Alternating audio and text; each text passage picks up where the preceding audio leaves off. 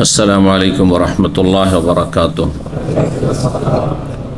इन्नल हम्दुलिल्लाह नहमदुहु व नस्तईनुहु व नस्तगफिरुहु व नऊज़ु बिल्लाहि मिन शुरूरि अनफुसिना व मिन सय्यिआति अमालिना। मन यहदिहिल्लाहु फला मुदिल्ल लहु व मन युद्लिल फला हादिय लहु व अशहदु अन ला इलाहा इल्लल्लाहु वहदहु ला शरीका लहु व अशहदु अन्न मुहम्मदन अब्दुहु व रसूलुहु सल्लल्लाहु तआला अलैहि व अला आलिहि व सहबिहि व सल्लम तस्लीमन कसीरा। अम्मा बाद फ़क़द क़ाल इमामुल बुख़ारी रहमहुल्लाहु तआला बाबु मा युज़करु फ़ित्ताउन।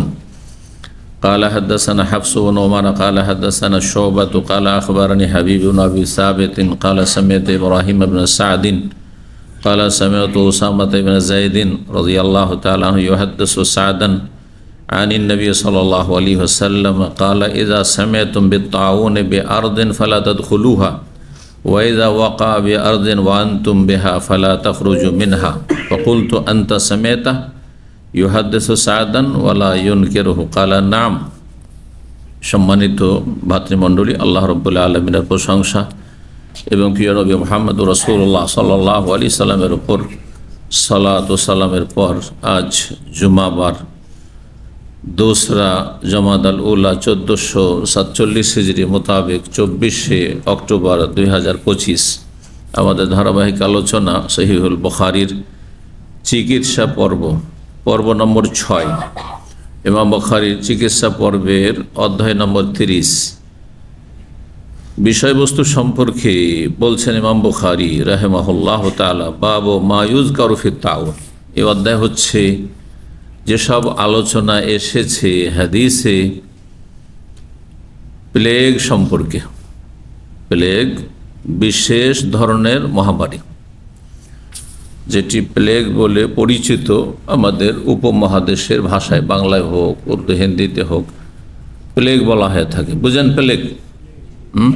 এমনি বুঝেন, কিন্তু দেখেছেন প্লেগ রোগী? কেউ দেখেছেন? হ্যাঁ, শুনেছেন? হ্যাঁ, কেউ দেখেছেন প্লেগ রোগে আক্রান্ত ব্যক্তিকে?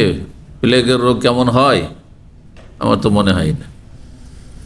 যারা হয়তো 70-80 বছর বয়সের আছেন তারা দেখে হবে।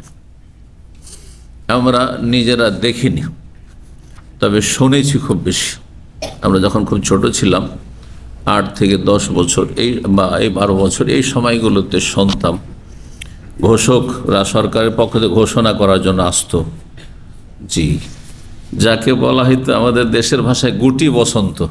নাম শুনেছেন?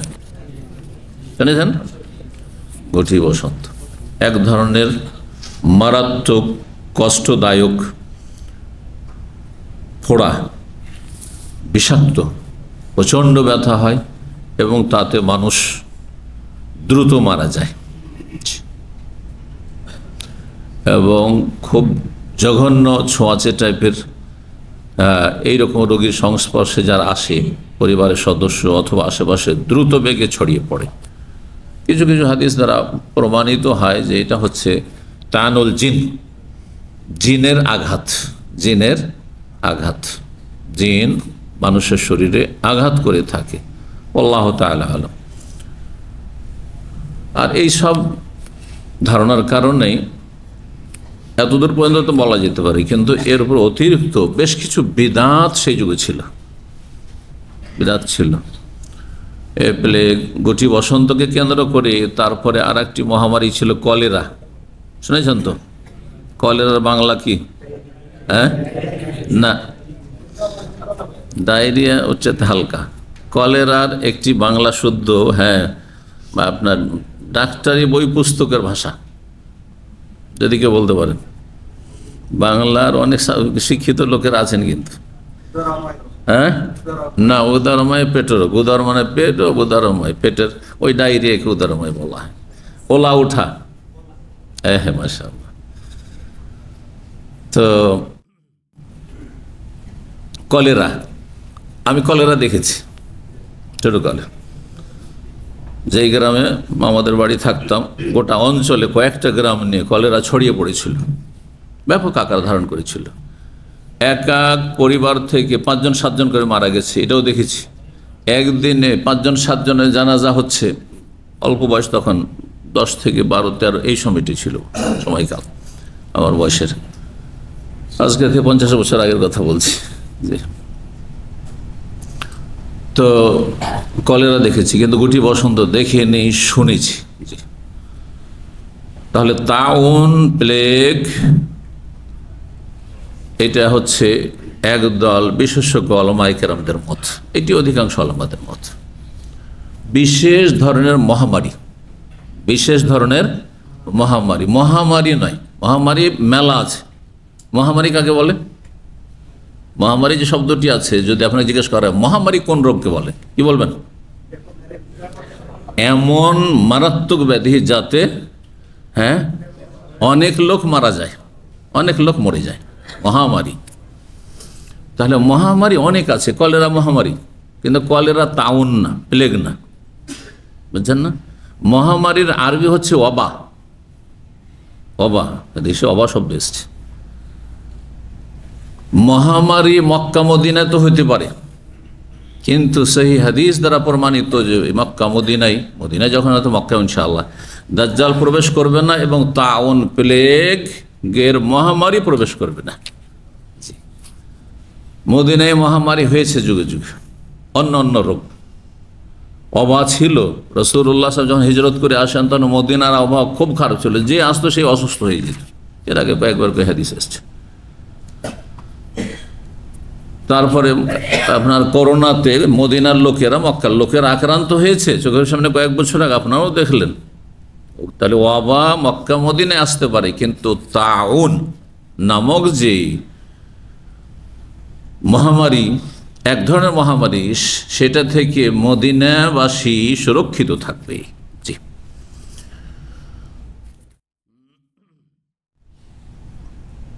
আরেক দল বলছেন যে তাউন আর ওয়াবা দুটো হচ্ছে প্রতিশব্দ। প্রতিশব্দ কাকে বলে? বাংলা জানার লোকেরা হাত ওঠান, সবাই হাত ওঠান। দুটি শব্দ বা একাধিক শব্দ, দুটি বা ততোধিক, একাধিক শব্দ কিন্তু অর্থ হচ্ছে একটি। আরবিতে এটাকে বলে মোতারাদিফ। মোতারাদিফ, আলফাজ আল মোতারাদিফা, এমন কিছু শব্দ যেগুলি একটি অর্থ বহন করে। অনেকগুলো শব্দ কিন্তু দুই বা তার বেশি হতে পারে। তাহলে তাউন যাকে বলে সেটা হচ্ছে ওবা। আরেক দল বলছে মানে ওবা মানে মহামারী আর তাউন মানে মহামারী, কিন্তু বিষয়টি সূক্ষ্ম নয়। তো যারা ভাষাবিদ, আরবি ভাষাবিদ, তারা এই দুটো ব্যাখ্যা করেছেন। একদল বলেছেন যে তাউন বিশেষ ধরনের জঘন্য মহামারী, কিন্তু সব মহামারীকে তাউন বলা হয় না, এটি বেশি সহি শুদ্ধ মত ভাষাবিদদের। আর একটি মত হচ্ছে তাউন আর ওবা প্রতিশব্দ একই অর্থ বহন করে যে কোনো মহামারীকে। তাহলে করোনাকেও তাউন বলবেন, কিন্তু না, করোনা তাউন নয়, করোনা ওবা। জি, তো আজকে দীর্ঘ সময় আমাদের আলোচনা চলবে এই তাউন, প্লেগের মহামারী সম্পর্কে, এবং এই রোগ যদি কোথাও আল্লাহ না করে ছড়িয়ে পড়ে, আল্লাহ হেফাজত করুন, ভালো মানুষদের বিশেষভাবে আল্লাহ হেফাজত করুন, যে কোনো দুরারোগ্য ব্যাধি থেকে, মারাত্মক ব্যাধি থেকে, জঘন্য ব্যাধি থেকে আল্লাহ রাব্বুল আলামিন আমাদের আফিয়াত দান করুন, এবং মুসলিম উম্মার ভালো মানুষদের বিশেষভাবে দোয়া করে তাদের জন্য আল্লাহ হেফাজতে রাখেন। জি,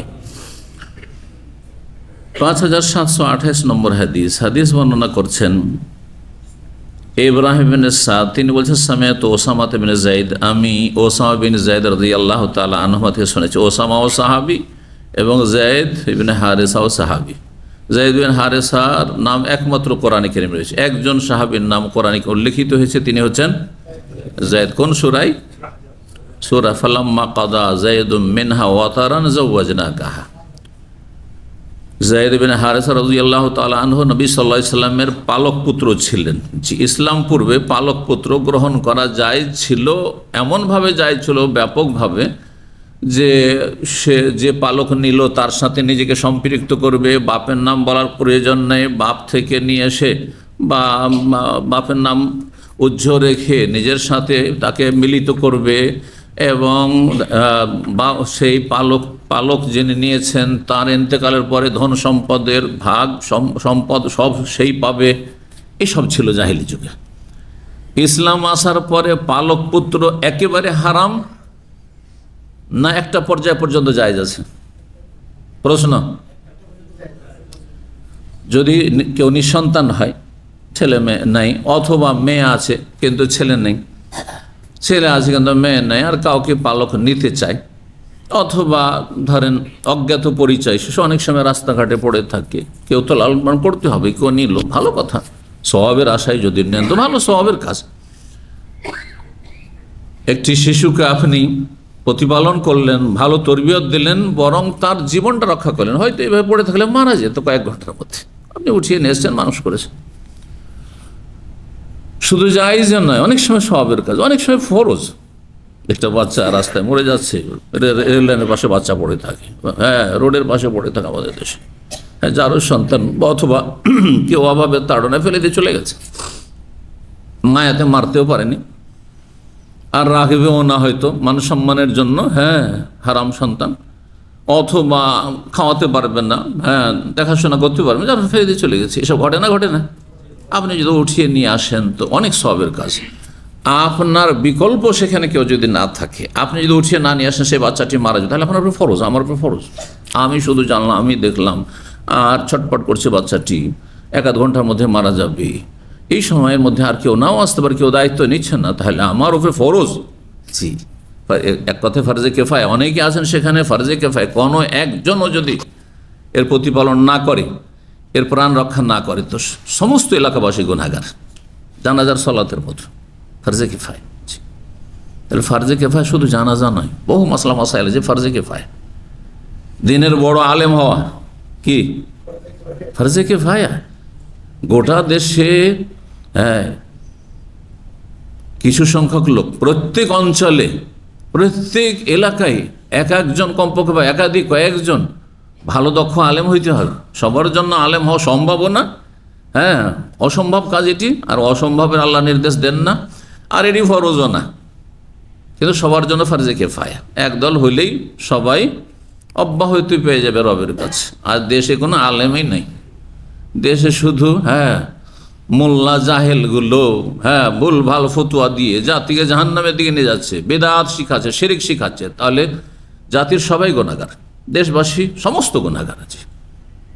ফালাউলা নাফারা মিন কুল্লি ফিরকাতিন মিনহুম তায়েফা লিয়াতাফাক্কাহু ফিদ-দীন ওয়া লিইউনযিরু কওমাহুম ইযা রাজাউ ইলাইহিম লাআল্লাহুম ইয়াহযারুন।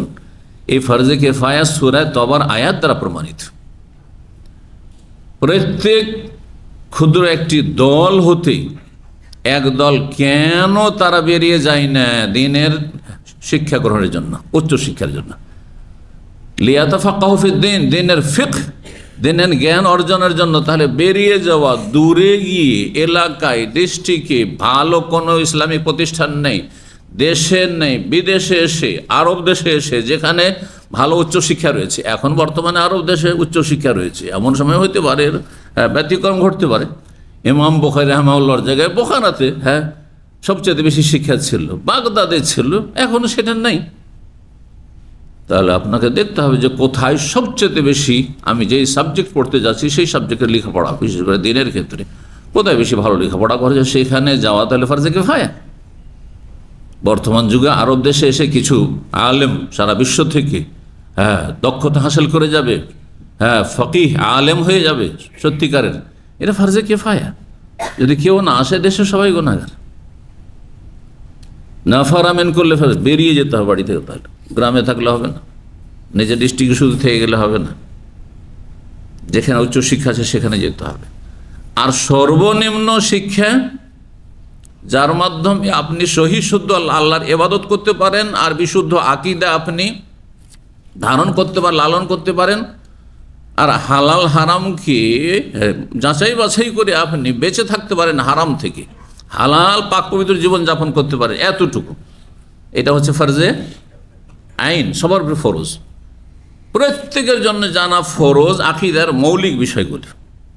খুঁটিনাটি নয়, খুঁটিনাটি অনেক বিষয় আছে যেগুলি, হ্যাঁ, সাহাবায়ে কেরাম ওইভাবে খুঁটিনাটি করে শিখেন, কিন্তু তারা মৌলিক বিষয় শিখেছেন, যে কোরআন হাদিসে যে আকীদার কথা আছে আমরা সব বিশ্বাস করি, মৌলিক আকীদার বিষয়গুলি বিশ্বাস করতে হবে। কিন্তু কোরআন হাদিসে আছে সেগুলির কোনো একটির বিশ্বাস না করেন তাহলে পথভ্রষ্ট। সাহাবারা এমনটা করতেন না যে আল্লাহর হাত নাই কুদরতি হাত, হ্যাঁ আল্লাহর কুদরতি পায়ে সেজদা করছি, কথা বলছেন না? কারণ এটি গুমরাহি, এটি কুফরি কথা।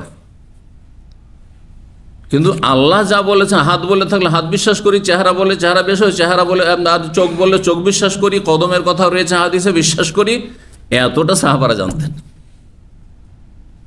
জি, এটা হচ্ছে মৌলিক শিক্ষা, প্রত্যেকে জানতে হবে। যা আছে কোরআন হাদিস তার বিপরীত যদি আপনি বিশ্বাস করেন, তার ভুল জানছেন, সহিটা কেন জানছেন না? আমার কথাটা বুঝতে পারছেন তো? আপনি মৌলিক জানবেন, কিন্তু আপনি খুঁটিনাটি কোনোটাতে ঢুকে গিয়ে আপনি ভুলটাই জানছেন না, আপনি ইসলাম বিরোধী আকিদ, ভ্রান্ত আকিদা জানছেন, সহিটা কেন জানলেন না? সহিটা জানা আগে ফরজ ছিল। তা আমাদের বেদাতি সমাজের লোকেরা আল্লাহ নিরাকার, গোমরাহিটা জানছে, কিন্তু আল্লাহর যে আকার আছে এটা জানছে না। এই জন্য এখানে ধরা খেয়ে যাবে। সাহাবায়ে কেরামরা জানতেন, হ্যাঁ, যে আল্লাহ কোরআন হাদিস, কোরআনে যা বলেছে, রসুল যা হাদিসে বলেছেন, সব বিশ্বাস করি। আপনিও যদি আলাল ফিতরা এরকম প্রাকৃতিক ইসলামের উপর থাকেন যে আল্লাহ রসুলের পক্ষ থেকে যা এসেছে তাই বিশ্বাস করি, এর বিপরীত বিশ্বাস করি না, তাহলে আপনি মুসলিম। প্রথম দিন থেকে কলমা পড়ার পর থেকে মুসলিমের জন্য বলছে, ওই না ও তো কিছু জানে না, সই আকিদার বিস্তারিত কিছু, কিন্তু এর এই বিশ্বাস নিয়ে এসেছে আমি কলিমা পড়লাম এবং ইসলামে যা আছে তা আমি বিশ্বাস করি, সুতরাং সে মুসলিম আমাদের মতো। তো যাই হোক, কথা না বাড়িয়ে কোন দিক থেকে কোন দিকে চলে গেলাম। হ্যাঁ, ওসামা বিন যায়েদ, যায়েদ পালক পুত্র। হ্যাঁ, পালক পুত্র কতটা জায়েজ? তাহলে আপনি বাচ্চা কারো নিয়ে আপনি তার লালন পালন করতে পারেন, তার লেখাপড়া করাচ্ছেন, তার ভালো তরবিয়ত করছেন, হ্যাঁ, তার উপর খরচ খরচা করছেন, ইত্যাদি ইত্যাদি। তাকে কি আপনি টাকা পয়সা দিচ্ছেন, হ্যাঁ, তার চলাফেরার জন্য, এবং তার জন্য ওসিয়ত করতে পারেন আপনি কতটা? সর্বঊর্ধ্বে আপনার পুরো ধন সম্পদের সর্বোচ্চ 1/3, 1/3 অসলস কাসির ওসিয়ত, যে আমরা দুনিয়া থেকে চলে যাওয়ার পরে 3/1 বা 4/1, হ্যাঁ, এই যে পালক পুত্র তাকে তোমরা দিয়ে দিবে। ভাইদেরকে বলছো, তো নিজের ছেলে নেই, হ্যাঁ, মেয়েরা আছে, মেয়েদেরকে বলে দিল ওসিয়ত। এটা ইন্তেকালের পরেও তাদেরকে দাও, এটা হচ্ছে ওসিয়ত। আর জীবদ্দশায় কিছু দিও দাও, তাও জায়েজ। জীবদ্দশায় 2-4-5 বিঘা জমি লিখে দিল, জায়েজ আছে, জায়েজ আছে। কিন্তু মারা যাওয়ার পরে মেয়ে আছে আর ওই পালক পুত্র আছে, মেয়েকে অর্ধেক আর ছেলে তুমি অর্ধেক, না হারাম? হারাম।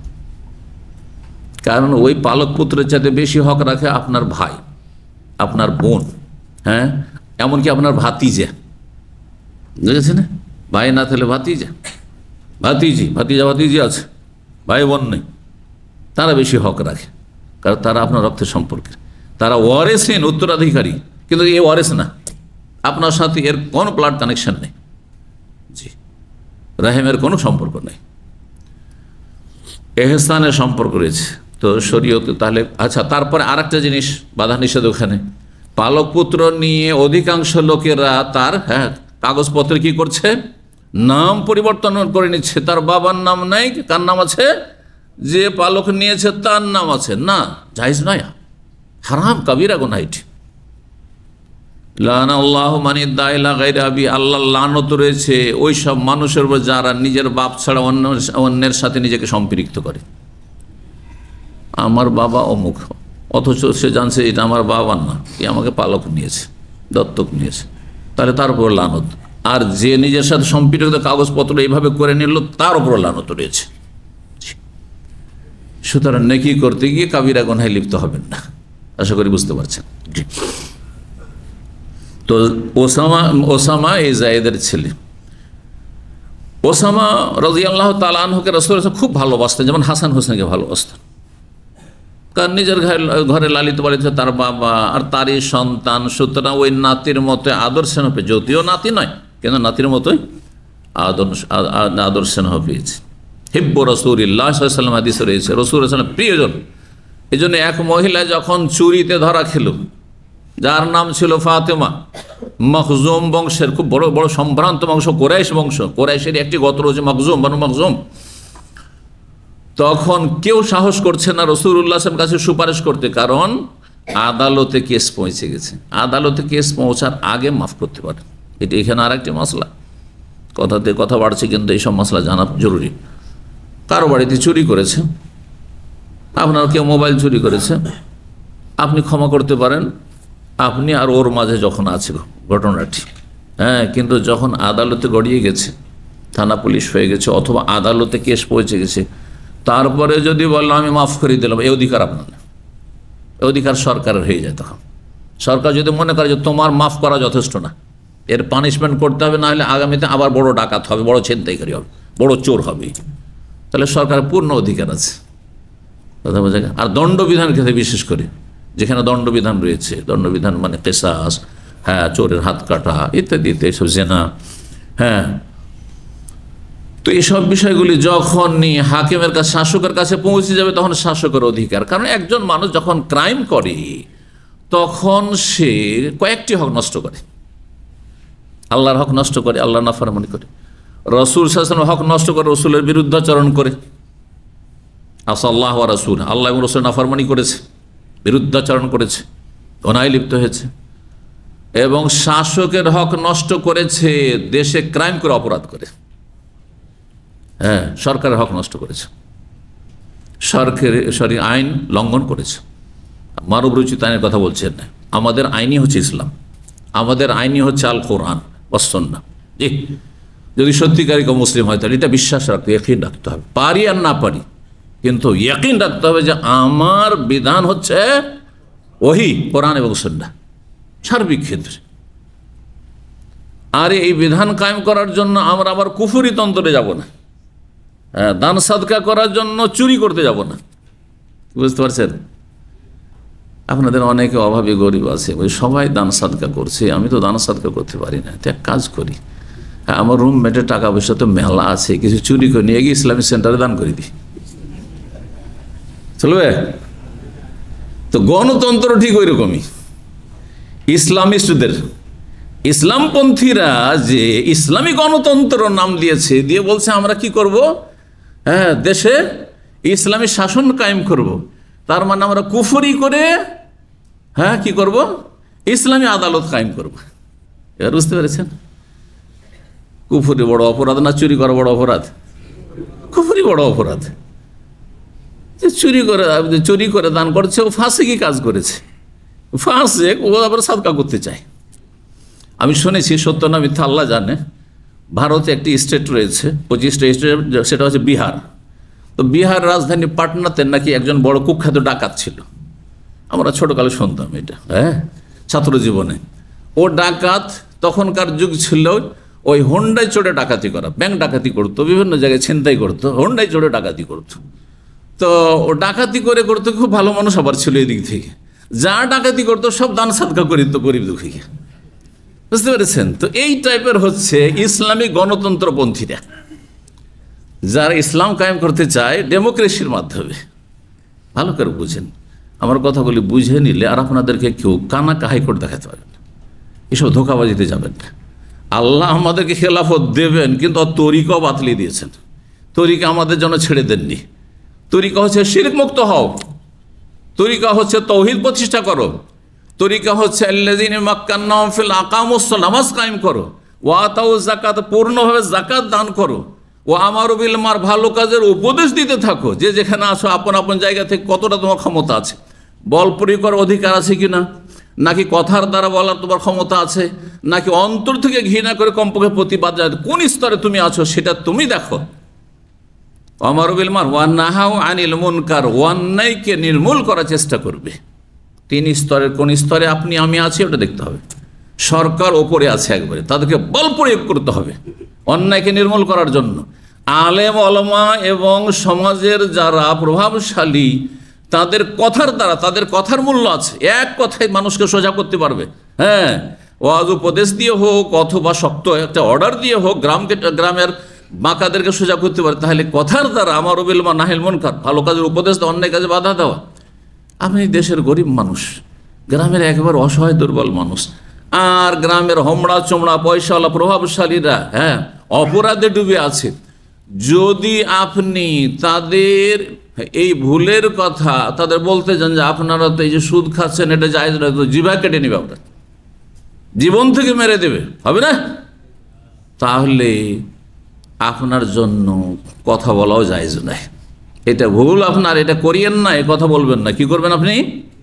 অন্তর থেকে ঘৃণা করবেন পাপকে এবং পাপীকে, সুদকে এবং সুদখোরকে, হারামকে এবং হারামখোরকে। ওয়াযালিকা আযআফুল ঈমান, সহিহ মুসলিম। এটি হচ্ছে সর্বনিম্ন দুর্বল ঈমানের পরিচয়।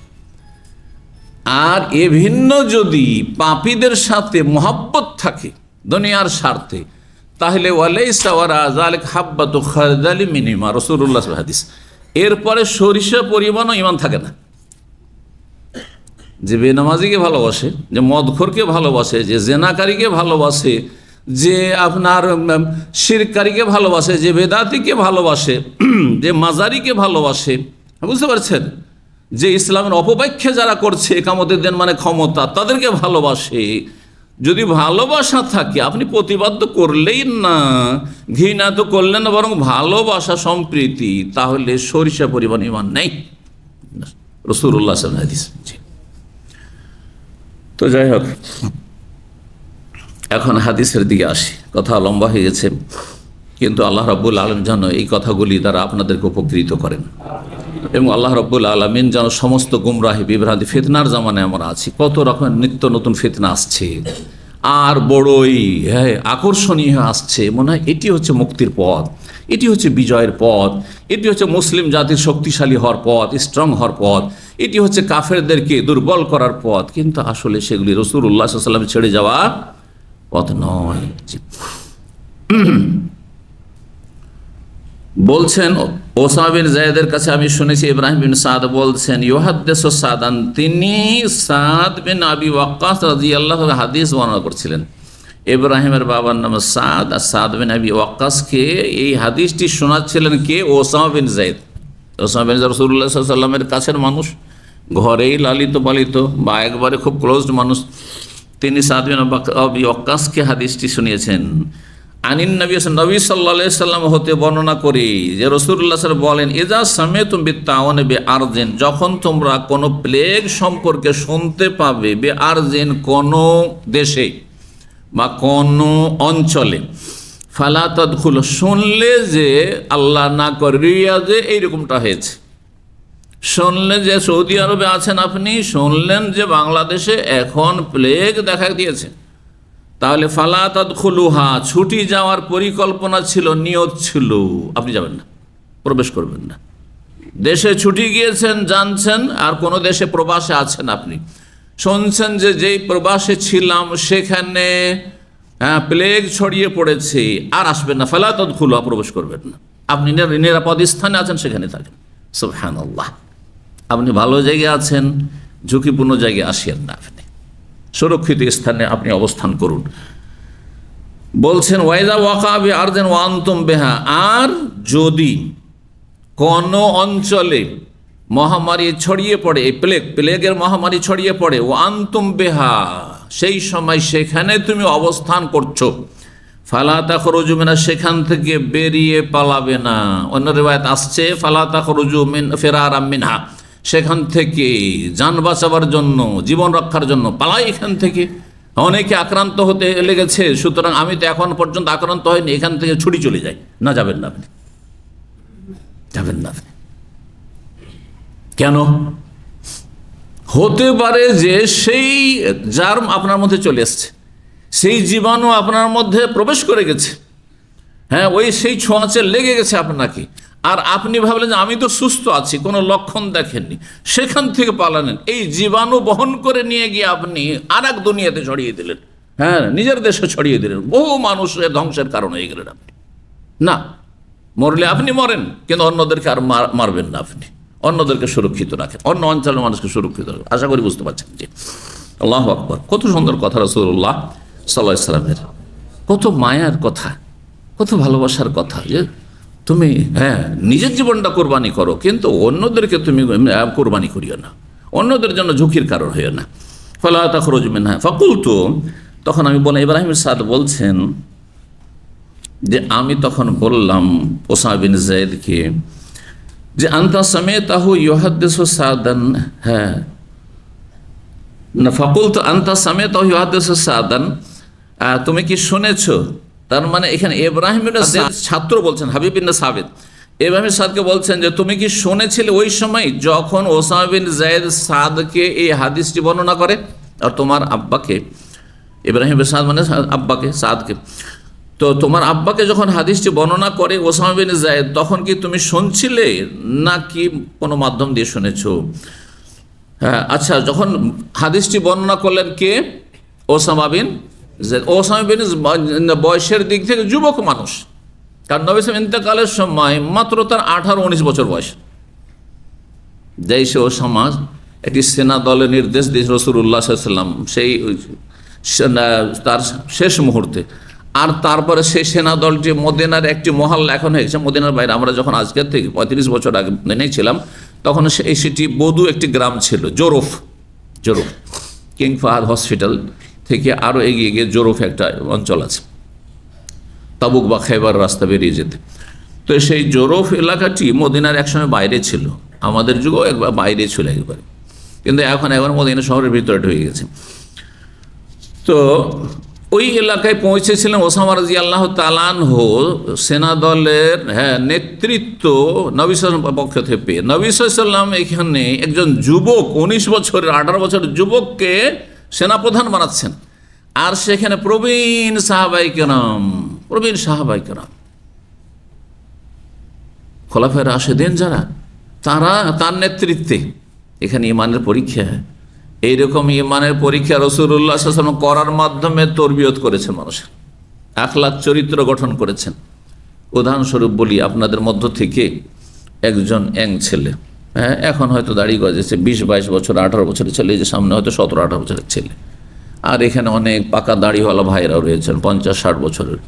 একে যদি আমি ধরেন একটা দায়িত্ব দিয়ে দিলাম, ইসলামী সেন্টার এই কাজের ক্ষেত্রে দায়িত্ব, আমাদের রমজান মাসে ইফতার ক্যাম্প হবে, আর তার ভলেন্টিয়ার লাগবে, ভলেন্টিয়ারদের প্রধান বানিয়ে দিলাম এই 18 বছরের ছেলেটিকে, আর ওখানে 60 বছরের 50 বছরের ভাইদেরকে, আপনাদেরকে এর হুকুম মেনে চলতে হবে। বড় ঈমানের পরীক্ষা, কারণ এখানে অহংকার হয় চূর্ণ বিচূর্ণ হয়ে যাবে, আর অহংকার মুক্ত হয়ে যাবেন, আর না হলে অহংকারের কারণে আপনি এই খেদমত থেকে বেরিয়ে যাবেন যে না, আমি করবো না, এই বছর আমি থাকতে পারি, বিভিন্ন বাহানা করে দিবেন আপনি, বুঝতে পারছেন না? এইভাবে রাসূলুল্লাহ সাল্লাল্লাহু আলাইহি ওয়াসাল্লাম সাহাবায়ে কেরাম বিভিন্নভাবে তরবিয়ত করেছেন। শুধু আকীদার তরবিয়ত করেননি যে সহি আকীদা, কিন্তু আখলাক চরিত্র ঠিক নেই, লেনদেন ঠিক নেই, এমন হওয়া যথেষ্ট নয়। শুধু নামাজ সুন্দর করিয়েছেন, খুব নামাজ পড়ো, এটাই শুধু করেননি, করেছেন সেটি, কিন্তু মুখ্য বিষয় কিন্তু সেটি যথেষ্ট নয়। আখলাক চরিত্র গঠনের জন্য এই রকমের পরীক্ষার সম্মুখীন করেছেন সাহাবায়ে কেরামদেরকে। যেমন তেমন কথা নয়, আমরা চাকরি করি, তাই না?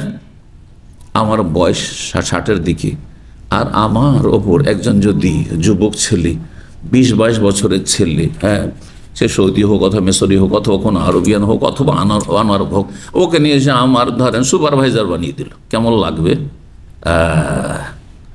এটা মনে হয় শতকরা 1-2জনও মেনে নিতে পারবেন না সহজে, নিরুপায় হয়ে মানবেন আপনি, যে উপায় তো নেই, চাপিয়ে দেওয়া যেত, করবো ডেকি, ঠিক না? এখানেই কিন্তু ঈমানের পরীক্ষা, এখানে কিন্তু আখলাক চরিত্র পরীক্ষা, এখানে অহংকার মুক্ত হওয়ার একটা বড় সুযোগ আছে। আমার মধ্যে কোনো অহংকার নেই, আমার সামিয়ানা ওয়া আতানা, মালিক যা বলেছে ঠিক আছে। মালিক আমার উপর সুপারভাইজার পাঠিয়ে, সুপারভাইজার বলছে, ফোরম্যান যে কথা বলছে সেটা মালিকেরই কথা,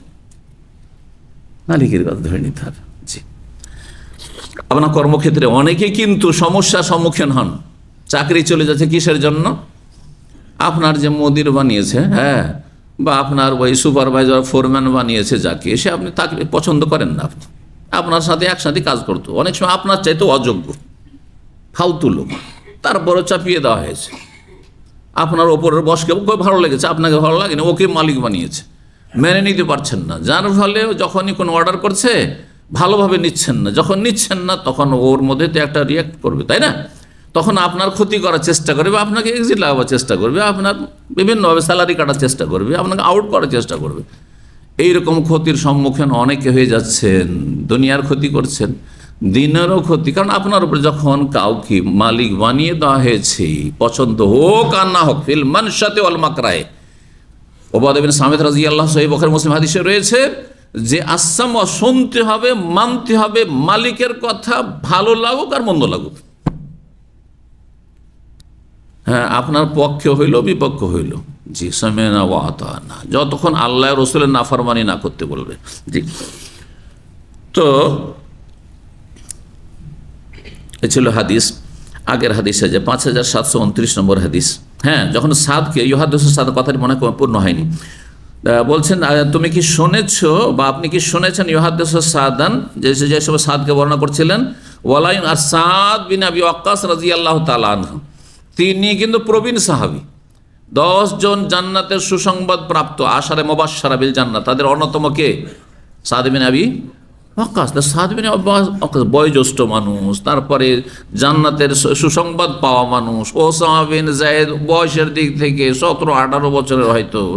হ্যাঁ, তো ওসামা বর্ণনা যখন করলেন আপনার আব্বাকে, সেই সময় কি আপনি শুনেছেন যে আজ আপনার আব্বা কি শুনে বললেন হ্যাঁ ঠিক আছে কথাটি, অথবা নীরব থাকলেন, কোনো আপত্তি তো করেননি? কারণ যিনি বিশিষ্ট সাহাবী, প্রবীণ সাহাবী, তিনি যদি আপত্তি করেন না কথাটা বল, তাহলে গ্রহণযোগ্য তখন হচ্ছে না, তাই না? যে সাদ বিন আবি ওয়াক্কাস বিশিষ্ট সাহাবী, প্রবীণ সাহাবী, আর এ ছোট অল্প বয়সের মানুষ ও সাহাবা হাদিস বর্ণনা করছেন প্লেগ সম্পর্কে, তো কথাটি শোনার পরে উনি কি নীরব থেকেছেন না? ওয়ালায়ুনকেরও কোনো প্রতিবাদ তো করেননি? তালা নাম, হ্যাঁ, কোনো প্রতিবাদ করেন। আমার আব্বা শোনার পরে নীরব থেকেছেন, তার মানে হাদিসটি তিনি মেনে নিয়েছেন। হয় তার প্রথম শুনেছেন তিনি, অথবা তিনি তার জানতেন হয়তো, কিন্তু তার সমর্থন করেছেন। এক কথায় হাদিস স্বীকৃত হাদিস। 5729 নম্বর হাদিস। হাদিস বর্ণনা করছেন আব্দুল হামিদ বিন আব্দুর রহমান ইবনে যায়েদ বিনুল খাত্তাব। যায়েদ বিন খাত্তাব ওমর রাদিয়াল্লাহু তাআলার ভাই, ওমর রাদিয়াল্লাহু তাআলার ভাই। তার কথা বিশেষভাবে এই জন্য বলবো যে আমরা যে এলাকায় অবস্থান করছি, এখান থেকে রিয়াদ যেতে একটা জায়গা ছিল যেখানে যায়েদ বিন খাত্তাবের মাজার ছিল। আশ্চর্য হবেন, এক সময় সৌদি আরবে কি ছিল? মাজার ছিল। মাজার উপর গম্বুজ বানানো ছিল, মাজারের উপর ঘর নির্মাণ করা ছিল, সাজসজ্জিত থাকতো, আর মাজার পূজা হইত। কথা বুঝতে পারছেন না? আজকে থেকে 200 বছর আগে এখানে মাজার পূজা হইত, মাজার পূজা হইত। শাইখুল ইসলাম আহমদ বিন আব্দুল্লাহ রাহিমাহুল্লাহকে এই আরব দেশে আল্লাহ পাঠিয়ে এই দেশের ওপর, সারা বিশ্বের ওপর রহমত করেছে। যারা ইসলামের মুজাদ্দেদ, রিফর্মার, সংস্কারক, তারা আল্লাহর বিশেষ রহমত। কারণ সবার দ্বারা ঝুঁকি না হয় না।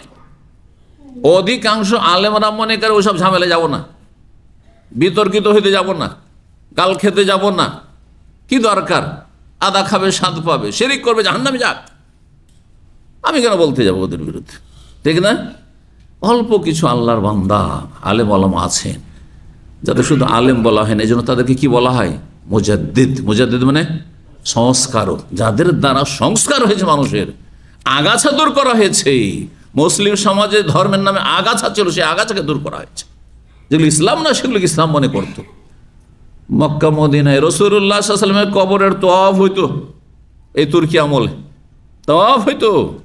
এদিক থেকে বাবে জিবরিল দিয়ে ওই দিকে সব খোলা ছিল, যারা পুরোটাতে তওয়াফ করতো কাবার মতো করে, গায়রুল্লাহর কাছে চাইতো। আমাদের একজন বাঙালি সৌদি ছিলেন, শেখ, মদিনা ইউনিভার্সিটি থেকে পাশ করেছেন, আজকে থেকে 50-60 বছর আগে। ওনাদের 3জন বাঙালি সৌদি হয়েছেন, আর 3জনই মদিনা থেকে পাশ করা। 3জনের সাথে আমার দেখা সাক্ষাৎ হয়েছে এবং 3জনের বাড়ি গিয়েছে। 2জন মক্কাতে, 2জনের বাড়ি, 2জনের ছেলেমেয়েরা মক্কায় আছেন, 1জনের ছেলেমেয়েরা মদিনায় আছেন। তাদের 3জনের সাথে আমার পরিচয় ছিল, খাতির ছিল, আলহামদুলিল্লাহ। আর তাদের বাড়িতে যেতাম, এখনও মাঝে মধ্যে তাদের ছেলেদের সাথে যোগাযোগ আছে। তাদের একজন এখানে আসতেন 4-5 বছর আগে, যারা পুরাতন ছাত্র দেখছেন, বশির আল মাসুমি, ওনার আব্বা একজন ছিলেন। ওনার আব্বা মানে উনি সরাসরি সৌদি হননি, ওনার আব্বা মাদানি। উনি যখন হইলেন তখন গোটা পরিবার সহ, তখন এ বশির মাসুমি আমার খুব ঘনিষ্ঠ বন্ধু মানুষ, আমার বাসায় আসতেন, এখানে দামামে পরিবার নিয়েও আসতেন। তারপরে এখানে এসে অনেকবারই লেকচার দিয়েছেন। ওনার বেশ কিছু বই আছে, হ্যাঁ, তার মধ্যে একটি হচ্ছে প্রচলিত ভুল। কে পড়েছেন বইটা? হ্যাঁ, আর ইসলামের নামকরণের পদ্ধতি, নামকরণের ইসলামী পদ্ধতি। নামের ক্ষেত্রে এই জন্য যে তার নাম ছিল খাইরুল বাশার, উনি বই লিখলেন খাইরুল বাশার, তার নাম খাইরুল বাশার মানে হ্যাঁ শ্রেষ্ঠ মানুষ। তো শ্রেষ্ঠ মানুষ কে? মোহাম্মদ। আমাদের দেশে খাইরুল বাশার আছে না মেলা? আপনি খাইরুল বাশার কি করেন? আমিও তো খাইরুল বাশার না। আরে আবু বকরও তো খাইরুল বাশার না, ওমারও খাইরুল বাশার না, আবু হানিফা, শাফি, মালিক, আহমদও তো খাইরুল বাশার না, কেউ তো খাইরুল বাশার। মক্কা মদিনা ইমামও তো খাইরুল বাশার। খাইরুল বাশার একমাত্র যিনি সমস্ত মানুষের সেরা, খৈর সবচেয়ে শ্রেষ্ঠ, সৈয়দুল মুরসালিন খাতামুন নবীয়্যিন মুহাম্মদ সাল্লাল্লাহু আলাইহি ওয়াসাল্লাম, নাম ছিল তার খাইরুল বাশার। হ্যাঁ, বাবা মাদানী হইল, হয়তো মাদানী হওয়ার আগে ছেলের জন্ম হয়েছে, তখন আগেও দেশার পরম্পরা দেশের তরিকে নাম রেখেছে। হ্যাঁ, আমাদের সাথে মদিনায় পড়তো কিছু ছেলে, হাটহাজারী থেকে এসেছিল, অথবা ফুটিয়া থেকে এসেছিল, দেওবন্দি মাদ্রাসা, কওমি মাদ্রাসাগুলো থেকে। ওদের একজন নাম ছিল আশেক এলাহি। জি, আমাদের সাথে পড়েছে ও আশেক এলাহি। আশেক এলাহি মানে কি? যে আল্লাহর সাথে প্রেম করে। আল্লাহর সাথে প্রেম করেন না, আল্লাহকে ভালোবাসেন। প্রেম শব্দটি শুনেই খারাপ লাগছে না? তাহলে প্রেমের সংজ্ঞা আলাদা আর ভালোবাসার সংজ্ঞা আলাদা। হ্যাঁ, মহিবুর রহমান, মহিবুল্লাহ, মহিবুর রসুল এগুলো তো ঠিক আছে, হ্যাঁ, হাবিবুর রহমান এগুলো ঠিক আছে, কিন্তু আশেকুর রহমান, আশেকে রসুল, হ্যাঁ, আশেকুন নবী, আশেক এলাহি, এই নামগুলি বিদাতি নাম সব। ইশক, ইশক, হালাল ইশক একমাত্র স্বামী স্ত্রীর ইশক, প্রেম, আর না হলে হারাম হচ্ছে বয়ফ্রেন্ড গার্লফ্রেন্ডের ইশক। কথা বুঝতে পারছেন? বা সমকামীদের ইশক।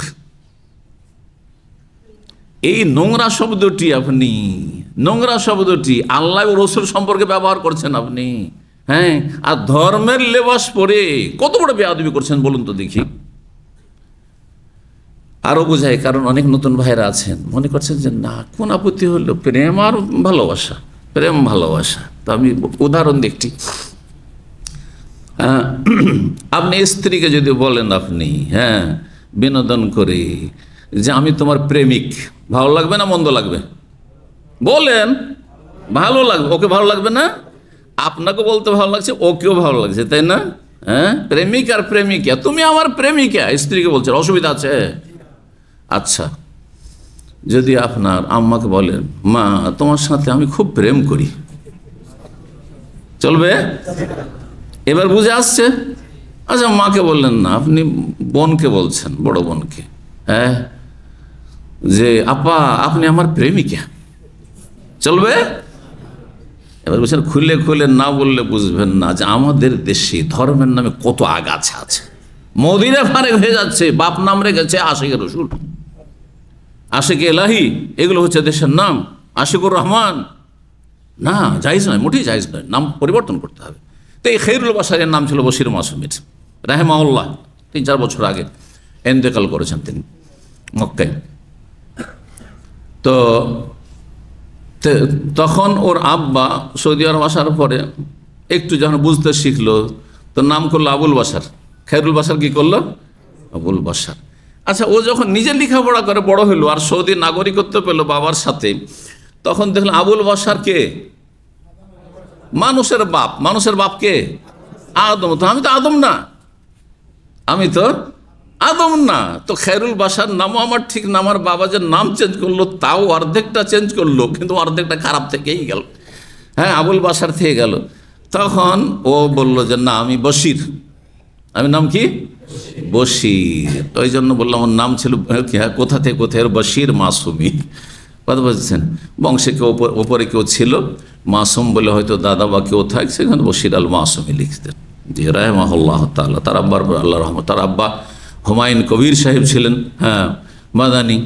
তার একেবারে আপনার হারামের যখন আপনি মালিক আবদুল্লাহ, কিং আবদুল্লাহ গেট থেকে বেরিয়ে, বা তারপরের গেট আজিয়াদ, আজিয়াদ থেকে বেরিয়ে সামনের দিকে আজিয়াদের দিকে যখন যাবেন, ডান হাতে আপনি ক্লক টাওয়ার বা সাফা টাওয়ারকে রাখেন, বাম হাতে ওই যে মাঝখান দিয়ে রাস্তা যাচ্ছে না, হ্যাঁ, আজিয়াদের দিকে, ওইখানে একটি হসপিটাল ছিল, আজিয়াদ হসপিটাল। পুরনো লোকেরা দেখেছেন হয়তো, খুব পুরনো বিল্ডিং একটা হসপিটাল ছিল, মুস্তাশফা জিয়াদ আল আম। আমরা নিজেরাও এক সময় ছাত্র জীবনে এসেছি, ওখান থেকে চিকিৎসা নিয়েছি। বড় হসপিটাল ছিল, সেটাকে পুরো ভেঙে দেওয়া হয়েছে এবং রাস্তা করে দেওয়া হয়েছে ওই জায়গাগুলো। তো এই আজিয়াদ হসপিটালের পাশেই একটি হোটেল ছিল, আবাসিক হোটেল। তখন কাছে এই আপনার রাজ প্যালেস, আপনার যে কাসরুসাফা রাজ প্যালেস তো জানেন আপনারা, তাই না, ওই যে পাহাড়ের ওপরে।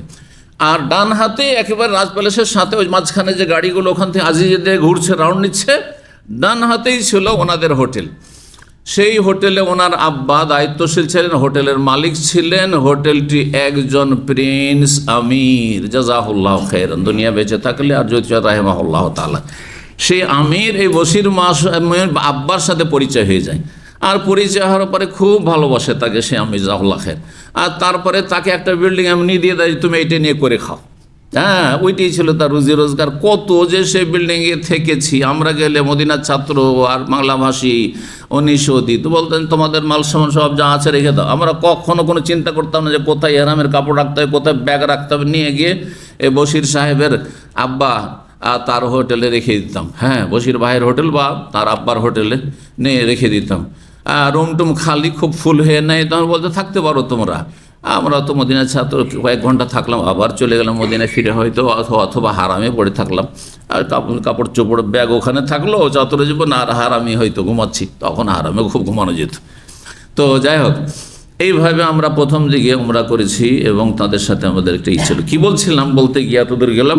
হ্যাঁ হ্যাঁ আর হ্যাঁ, যায়েদ বিন খাত্তাব, যায়েদ বিন খাত্তাব রাদিয়াল্লাহু তাআলা কবর পাকা করা ছিল, তারপর গম্বুজ ছিল, এখানে মাজার পূজা হইতো, যেটি আপনার এই রিয়াজ থেকে দাম্মামের দিকে আসতে কোনো একটি জায়গা নিশ্চিহ্ন করে দেওয়া হয়েছে। এই জন্য আমিও ঠিক নির্দিষ্ট করে বলতে পারবো না, কিন্তু ওই জায়গায় একটা ছিল এইদিকে। তো এই মাজার যখন ভাঙতে আসেন, হ্যাঁ, শাইখুল ইসলাম মুহাম্মদ বিন আব্দুল ওয়াহাব রাহিমাহুল্লাহর ছাত্ররা বা তার অনুসারীরা, তখন সেই এলাকার মাজার পূজারী, আরব মাজার পূজারীরা প্রতিবাদ করে এবং প্রতিরোধ করে, এবং সেখানে লড়াই হয়। যথাসাধ্য তারা চেষ্টা করে মাজার রক্ষার জন্য। আর তারপরে যখন তারা অপারগ হয়ে যায়, পালিয়ে যায়, আর আলহামদুলিল্লাহ সে মাজারকে গড়িয়ে দেওয়া হয়। কথা বলছে এইভাবে যায়েদ বিন খাত্তাব রাদিয়াল্লাহু তাআলা কবর বা পাকা মাজারকে ভেঙে নিশ্চিহ্ন করা হয়েছে। তো কথা প্রসঙ্গে এই যেহেতু এখানে আসলে যায়েদ বিন খাত্তাবের কথা, এই যায়েদ বিন খাত্তাবের ছেলে হচ্ছেন আব্দুর রহমান, আব্দুর রহমানের ছেলে আব্দুল হামিদ। এরা কত সহি আকীদার মানুষ একসময় ছিলেন, সালাফে সালেহিন, সাহাবাই কেরাম, তাবেঈন, তাবা তাবেঈন, আর তাদের কবর পূজা হইত। এই জন্য সাবধান, কখনো ভাববেন না যে আমি সহি আকীদা পেয়ে গেছি, আমি আহলুল হাদিস সালাফি হয়ে গেছি, অথবা আলহামদুলিল্লাহ আমি শিরক বিদআত বুঝতে পেরেছি, সুতরাং আমার আগামী প্রজন্ম কিয়ামত পর্যন্ত নিরাপদ। আপনিও নিরাপদ নয়, হতে পারে যে আপনি গোমরাহের শিকার হয়ে যাবেন। আল্লাহ হেফাজত, সেই জন্য আল্লাহর কাছে সবসময় দোয়া করতে হবে। এক সময় বাংলাদেশের একজন, এখন সে হাদিস অমান্যকারী আহলে কোরআন হয়ে গেছে, মুরাদ বিন আমজাদ। সে মুরাদ বিন আমজাদ আজকে থেকে 15 বছর আগে, সালটা ঠিক মনে নেই, মক্কায় এসে আমার সাথে দেখা করে। মক্কায় হজ মৌসুমে ছিলাম, হজে অত আমরা এসেছিল জানি না। তো যাই হোক, ওই সময়টা এসে আমার সাথে দেখা করে, আর তারপরে অনেক গল্প হয়, আর অনেক তার উচ্চ আকাঙ্ক্ষা, এই করবে সেই করবে। আর তারপরে সেই তবলিগের ভুলভ্রান্তি নিয়ে যে একটি বই লিখেছে, সেই বইটি আমাকে দেখালো এবং দিল, যে পড়ে যদি তাতে কিছু সংশোধন করার থাকে তো শেখ দেবেন।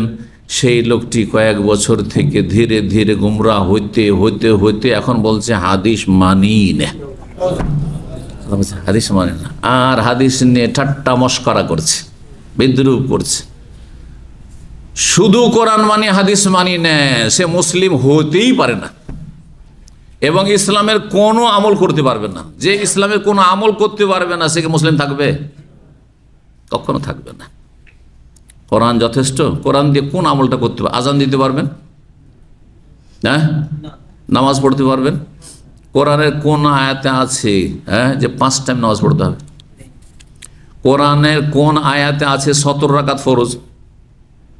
কোরআনের কোন আয়াতে আছে যে তাকবীরে তাহরিমে নামাজ শুরু করতে হবে? কোরআনের কোন আয়াতে আছে সালাম ফিরে নামাজ শেষ করতে হবে? কোরআনের কোন আয়াতে আছে যে আগে কিয়াম, তারপর রুকু, তারপরে কওমা, তারপরে সুজুদ, সিজদা দুটো এক রাকাতে, আর রুকু একটি, দুই সিজদার মাঝখানে বৈঠক কোন জায়গায় আছে? তারপরে 3 রাকাত বা 4 রাকাত বিশিষ্ট সালাত হইলে তাতে দুটো আত্তাহিয়াত তাহিয়াত দুটো বৈঠক আছে। প্রথম বৈঠকে কি পড়তে হবে, দ্বিতীয় বৈঠকে কি পড়তে হবে, কোন আয়াতে আছে? তাহলে বোঝা গেল যে কোরআন দিয়ে কেউ নামাজই যখন পড়তে পারবে না, তো রোজাও রাখতে পারবে না, হজও করতে পারবে না, জাকাতও দিতে পারবে না, সুতরাং সে মুসলিম নয়। দেখলাম কোথায় চলে গেছে। 2008-10 হবে এই সময়টা হয়তো ছিল দেখা সাক্ষাতে। সেই সময় সে আচ্ছা সে কোথা থেকে উঠে এসেছে জানেন? জি, বেদাতের গর্ত থেকে উঠে এসেছিল। সে পাকিস্তানে লেখাপড়া করেছে। যারা পাকিস্তানে লেখাপড়া করতে যাচ্ছেন অনেকে ফিতনায় পড়ে যাচ্ছেন, ওখানে গিয়ে অন্য গুমরাহের শিকার হয়ে যাচ্ছেন। এসেছিল দেওবন্দি হালাকা থেকে, দেওবন্দি কওমি তরিকা থেকে এসেছিল, আর তারপরে সেখান থেকে পাকিস্তান লেখাপড়া করতে গিয়ে ওখান থেকে ফিরে আসার পরে প্রথম দিকে তো সহি আকিদার কথা বললো, কিন্তু আচ্ছা সহি আকিদা বললো আমি জানতাম না, ও তো আমাকে বললো যে আমরা সহি আকিদা মানহাজে চলে এসেছি, আর এগুলো শিরক বিদআত বুঝতে পেরেছি, আমি দেওবন্দি কওমি ছিলাম, কওমি থেকে আমি ফিরে এসেছি। কিন্তু ওর চলে যাওয়ার পরে মাধ্যম দিয়ে খবর পেলাম যে এরা একটা গ্রুপ যারা বলছে আহলে হাদিস বলা যাবে না, সালাফি বলা যাবে না, আমরা মুসলিম। কয়েক বছর মুসলিম থাকলো এই মুরাদ বিন আমজাদ গ্রুপ, কয়েক বছর কি থাকলো, আমরা সাম্মা কোন আমরা মুসলিম, ব্যাস, অন্য কোনো লেভেল নেই, ওদের রাখবো না। আরে ভাই রাখবো না তো তোর হানফি লেভেল বাদ দিতে হবে, ওরা বাদ দিক আমরা বাদ দিত। কারণ যারা ভুল পথে আছে, বিভিন্ন গুমরাহিতে আছে, তারা যদি রাখতে পারে, যদি কেউ রাখতে পারে, নকশবন্দি রাখতে পারে, চিস্তি রাখতে পারে, কাদেরি রাখতে পারে, সাবেরি রাখতে পারে, চরমনাই রাখতে পারে, সারসিনা রাখতে পারে, জনপুরি রাখতে পারে, তো আমরা আহলে হাদিস কেন রাখতে পারবো না? তা চিনবে কি করে আমাদেরকে যে আমরা কোরআন হাদিসের অনুসারী? তোমরা এই লেভেলগুলো মুছে ফেলো, আমরাও মুছে ফেলে সবাই সাম্মা করবো, তখন মুসলিম হওয়া যথেষ্ট। আর যতদিন বেদাতি বাকি আছে আহলে সুন্নাত বলা জরুরি। যখন আহলে সুন্নাত নামটি বেরেলভি রেজবিরা নিয়ে নিয়েছে, তাহলে আহলুল হাদিস বলা জরুরি। এবার বুঝতে পেরেছেন? এক সময় সাহাবাই কেরামদের যুগে, সাহাবাই কেরামদের জামানা ছিল, হাসান বসরি রাহিমাহুল্লাহ, মোহাম্মদ ইবনে সিরিন, ইমাম মোহাম্মদ ইবনে সিরিন রাহিমাহুল্লাহ, তিনি বলছেন যে যখন বেদাত শুরু হয়ে গেল তখন আমরা দেখতাম যে যারা আহলে সুন্নাত তাদের হাদিস নিতাম, আর আহলে বিদাতদের হাদিস নিতাম না। তাহলে তখন সাহাবায়ে কেরাম প্রথম যুগে সবাই ছিল মুসলিম, কিন্তু যখন সাহাবায়ে কেরামদের শেষ মানে এখনও সাহাবার অনেকে বেঁচে আছেন, যখন খারেজি আর ওই মুরজিয়া বেদাতি বেরিয়ে গেল, আর শিয়া বেদাতি বেরিয়ে গেল, এইগুলো বেদাতি প্রথম বেরিয়েছে, তখন তারা ভাগ করলেন এই মুসলিমদেরকে আহলুস সুন্নাহ এবং আহলুল বিদআহ। আর তারপরে আহলুস সুন্নাহ নামটি ভারত, বাংলাদেশ, পাকিস্তান এই সুন্নির নাম নিয়ে নিল কারা? মাজার পূজারি বেরেলভি রেজবিরা। তখন আমাদের জন্য জরুরি হয়ে গেল যে আহলে সুন্নাত বললে তখন আবার জিজ্ঞাসা হবে আপনি কোন সুন্নি, ওই মাজার পূজাকারী সুন্নি না মাজার বিরোধী সুন্নি, তাই না? তো মাজার বিরোধী সুন্নি যে আমরা, সেই জন্য আমাদের আহলে হাদিস নামটি তখন ফরজ হয়ে গেল। এবার বুঝতে পেরেছেন? আপনারা ওগুলো মুছে দেন, আমরাও মুছে দিলাম, সবাই মুসলিম হয়ে গেলাম। বুঝতে পেরেছেন? আল্লাহ যেন বোঝার তৌফিক দান করেন। তো এই কিছুদিন মুসলিম থাকলো, আর তারপরে বলছে যে না না না আমি হাদিস মানি না, আমি শুধু কোরআন মানি। তো যে কোরআন মানে তো নামাজই পড়তে পারবে না, সুতরাং সে বেনামাজি। হ্যাঁ, এই যে আপনার এলাকার নাকি কাছে দোস্ত, আল্লাহ হেফাজত করুক, এইসব খারাপ দোস্ত ছাড়েন, না হলে আস-সাহেব সাহেব, আরবিতে একটি প্রবাদ আছে, আস-সাহেব আস-সাহেব, প্রথম সাহেব হচ্ছে সদ দিয়ে মানে সঙ্গী, আর দ্বিতীয় সাহেবের সিন দিয়ে মানে টেনে হেঁচড়ে নিয়ে যাবে। হ্যাঁ, সঙ্গী মানুষকে কি করে? টেনে হেঁচড়ে নিয়ে যায়। আমার সঙ্গী হইলে আমার বাসাতেও যদি থাকে, চলেন দার্সে, এই যে জামা এসছে দার্সে নিয়ে চলে এসছি, ওই যে আমিন ভাই এসেছেন রিয়াজ থেকে, চলেন দার্সে, দার্সে সাহেব ও সাহেব সঙ্গী হয়েছেন, দার্সে আসতে বাধ্য। কিন্তু যখন হাদিস অস্বীকারী সঙ্গী গ্রহণ করবেন, টেনে নিয়ে গিয়ে আপনাকে জাহান্নামে নিয়ে চলে যাবে। আল্লাহ বোঝার তৌফিক দান করুন, হেফাজত করুন। তো কথা লম্বা হয়ে যাচ্ছে, হাদিসটা শেষ করি কমপক্ষে।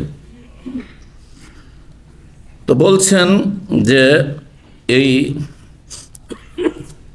আব্দুল হামিদ বিন আব্দুর রহমান বিন যায়েদ বিন খাত্তাব বর্ণনা করেছেন আব্দুল্লাহ বিন হারিস বিন নওফল থেকে, তিনি বর্ণনা করেছেন আব্দুল্লাহ বিন আব্বাস থেকে যে আন্না ওমর ইবনে খাত্তাব রাদিয়াল্লাহু আনহু খারাজ ইলা শাম, ওমর ইবনে খাত্তাব রাদিয়াল্লাহু তাআলা আনহু শাম দেশের উদ্দেশ্যে রওনা দিলেন।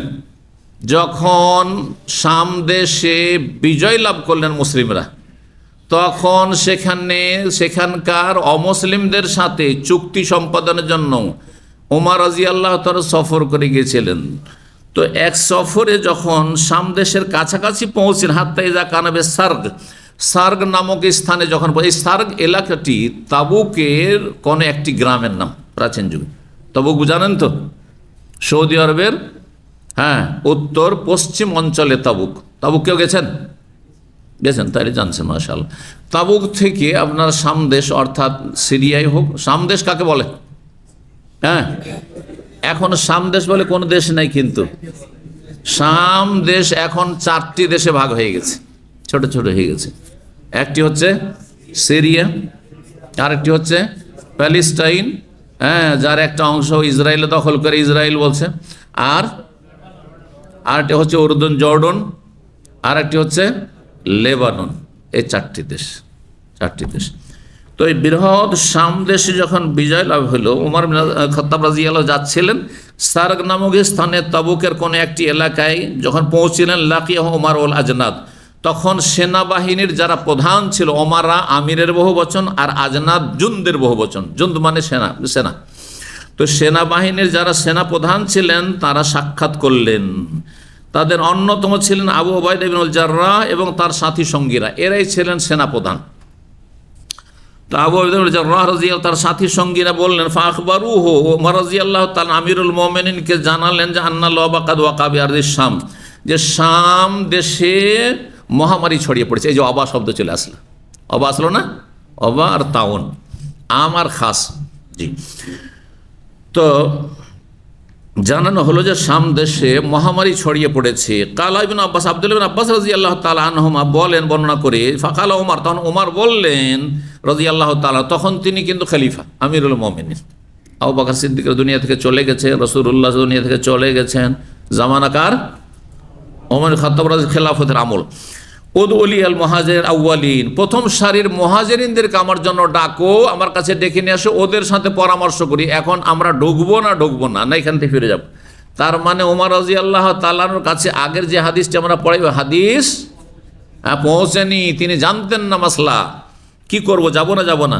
ফাদাহুম, প্রথম সারির যারা মুহাজিরিন তাদেরকে ডাকলেন, ফাস্তাশারাহুম, প্রবীণ মানুষ, তাদের মশওয়ারা নিলেন, পরামর্শ নিলেন, ওয়া আখবারাহুম, এবং তাদেরকে জানালেন যে তোমরা জানো কিনা আন্নাল ওয়াকাদ ওয়াকা বিশ-শাম, শাম দেশে মহামারী ছড়িয়ে পড়েছে, এখন করব কি, শাম দেশের প্রান্তে এসে পৌঁছে আছি, এখন আমরা যাব সামনে এগিয়ে নাকি মদিনায় ফিরে চলে যাব। ফাখতালাফু, তারা আপোষে বিভক্ত হয়ে গেল, 2 দলে ভাগ হয়ে গেল, মতবিরোধ হয়ে গেল। ফাকালা বাযুম, কেউ বললেন তাদের, কাদ খারাজনা লিআমরিন, আমরা গুরুত্বপূর্ণ একটি উদ্দেশ্যে বেরিয়েছি মদিনা থেকে, অর্থাৎ খ্রিস্টানদের নেতৃত্বে ছিল এই দেশ, তারা আমাদের কাছে স্যারেন্ডার করেছে, সুতরাং তাদের সাথে চুক্তি সম্পাদনের জন্য আমরা এই গুরুত্বপূর্ণ ভূমিকা দায়িত্ব নিয়ে বেরিয়েছি, আপনিও বেরিয়েছেন, সুতরাং আমাদের ফিরে যাওয়াটা মনে হয় উচিত হবে না। ওয়ালা নারা আনতার যে আনহু, আর আমরা মনে করি না যে আপনি এই কাজ, গুরুত্বপূর্ণ কাজ ছেড়ে দিয়ে ফিরে চলে যাবেন, কেন ফিরবেন, চলেন এগিয়ে যাই। ওয়াকালা বাযহুম, আবার কেউ বললেন না, মাকা বাকিয়াতুন নাস, আপনার সাথে শ্রেষ্ঠ সাহাবায়ে কেরামগণ রয়েছে। বাকিয়াতুন মানে অবশিষ্ট হয়, আর বাকিয়াতুল্লাহ খায়রুন, বাকিয়াতুন হয় শ্রেষ্ঠ। জি, যারা বাকি থাকলে জাতির কাজে আসবে, যারা যত বেশি হায়াত পাবে জাতি তত বেশি উপকৃত হবে। তো আপনার সাথে শ্রেষ্ঠ লোকেরা রয়েছেন, ওয়াসহাবু রাসূলিল্লাহ সাল্লাল্লাহু আলাইহি রাসূলুল্লাহ সাহাবায়ে কেরামগণ রয়েছেন। ওয়ালা নারা আন তুকদিমা ওয়ালা হাযাল ওয়াবা, আমরা মনে করি না যে আপনি এই মহামারীর অঞ্চলে ঝুঁকি নিয়ে প্রবেশ করবেন, এগিয়ে যাবেন, না যাওয়া ঠিক হবে না, হতে পারে যে এরাও আক্রান্ত হয়ে যাবে আর এরাও মারা যাবে, সুতরাং চলেন ফিরে যাই। পরামর্শ তাহলে 2 রকম হবে, এখন নেবেন কোনটা? আর এক দলকে ডাকছেন, আনসারদেরকে।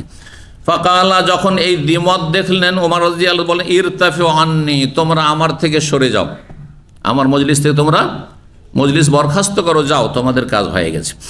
সুম্মা কালা, তারপরে উদউলি আল আনসার, আমার জন্য আনসারীদেরকে ডেকে নিয়ে আসো। ফাদাউতুহুম, আব্দুল্লাহ ইবনে আব্বাস বলছেন আমি ডাকলাম আনসারীদেরকে, যে আপনাদেরকে আমিরুল মুমিনিন ডেকেছেন। ফাস্তাশারাম, তাদের সাথে পরামর্শ করলেন। ফাসালাকু সাবিয়াল মুহাজিরিন, কিন্তু তারাও মুহাজিরিনদের পথ অবলম্বন করলেন, মানে দুই ভাবে বিভক্ত হয়ে গেলেন। একদল বললেন যে গুরুত্বপূর্ণ কাজে এসেছেন, আবার আমরাও এসেছি, সুতরাং চলেন চলেই যাই। আর একদল যাওয়া ঠিক হবে না, সমাধান এখনো হইল না। সুম্মা কাল উদুলি মান কানা হাওনা মিন মাশিয়াখাতে কুরাইশ, তারপর তারপরে যখন এরাও যখন দুই মত হয়ে গেল, তখন তাদেরকে বলে ইরতাফিউ, তোমরা আমার থেকে সরে যাও, যাও মজলিস বরখাস্ত করো, যাও নিজ নিজ কাজে যাও বা নিজ নিজ জায়গায় চলে যাও। সুম্মা কালা, তারপর উদউলি মান কানা হাওনা মিন মাশিয়াখাতে কুরাইশ, আমার কাছে ডেকে নিয়ে আসো এখানে যেসব কুরাইশ বংশের প্রবীণরা রয়েছেন, কুরাইশ বংশের বয়োজ্যেষ্ঠরা, মাশিয়াখা শেখ থেকে, শেখ মানে কি? শেখ মানে আলেম, সবসময় আলেম হয়। শেখের কয়টি অর্থ হয়? মাশাআল্লাহ, জানেন, কে বলবে? এলেমের শেখ, হ্যাঁ, আমার বয়সের শেখ, শেখুল মাল, পয়সার শেখ। ইন্ডিয়াতে আরব দেশ থেকে গেলে বলছে অমুক শেখ এসছে, মানে ধনকু পয়সাওয়ালা এসছে, কথা বুঝতে পারছেন?